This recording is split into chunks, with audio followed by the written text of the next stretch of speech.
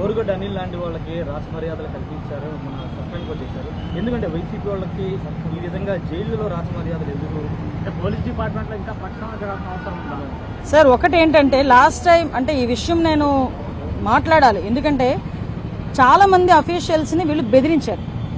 ఎంతలా బెదిరించారంటే పర్సనల్గా కూడా బెదిరించే పరిస్థితులు వచ్చినాయి.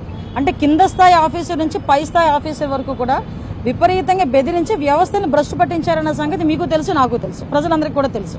దట్స్ వై ప్రజలు ఒక మంచి నిర్ణయం తీసుకున్నారు, ఈరోజు మమ్మల్ని అధికారంలో కూర్చోబెట్టారు. నేనేమంటానంటే బోరుగడ్డ అని ఆడ పేరు ఎత్తడానికి కూడా చాలా చిరాగ్గా ఉంటుంది. అటువంటి వ్యక్తులకి ఏదో అంటగాగుతున్నారు అని చెప్పి, అంటే పోలీసులు ఏదో రాచమర్యాదలు చేస్తున్నారు అన్న విషయం అయితే ఆరోపణలు అయితే వచ్చినాయి. దాని మీద ఎంక్వైరీ చేసాము. ఎంక్వైరీ చేసినప్పుడు అందులో నిరూపితమైన తర్వాత ఇమ్మీడియట్గా యాక్షన్ తీసుకున్నాం. అటువంటి పరిస్థితులు తెచ్చుకోవద్దని కూడా కొన్ని సందర్భాల్లో పోలీస్ డిపార్ట్మెంట్ వాళ్ళకి కూడా చాలా క్లియర్గా చెప్తున్నాం. ఎట్టి పరిస్థితుల్లోనూ అటువంటి పరిస్థితులు ఇంక రావు. ఒకటి మాత్రం నిజమండి, ఖైదీని ఖైదీలా చూడాలి, ముద్దాయిని ముద్దాయిలా చూడాలి, అంతే.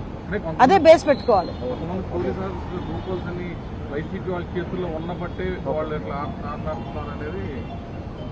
అచ్చా ఏమో మరి మీరు అన్నది వైసీపీ పోలీసుల తాలూకా లూప్ హోల్స్ నిజంగా బయటకు వచ్చినాయి అనుకోండి.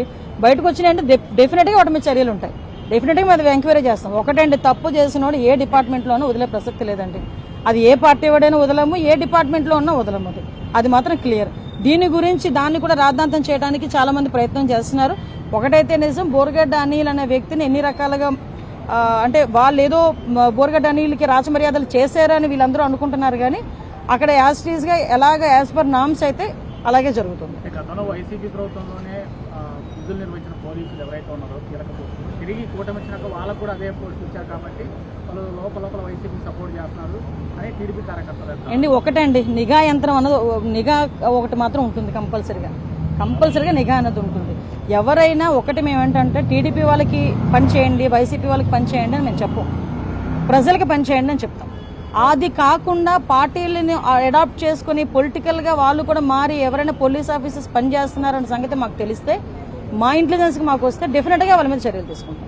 కాకినాడ పోర్టుకి వెళ్ళినప్పుడు ఆ రోజు ఎస్పీ విక్రాంత్ పాటిల్ అక్కడ రాలేదు, డిప్యూటీ సీఎం వచ్చినప్పుడే ఎస్పీ లేకపోవడం. మా విక్రాంత్ పాటిల్ ఆ రోజు 1 వీక్ బిఫోర్ నుంచి తను లీవ్లో ఉన్నాడు. ఆయన నేను తర్వాత ఎంక్వైరీ చేశాను.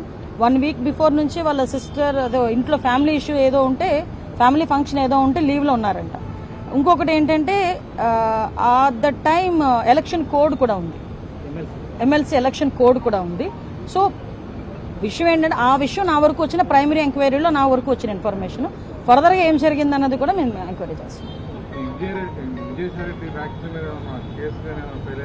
కంపల్సరీ ఉండాలి కదండి, ఉండకపోతే ఎలా అవుతుంది?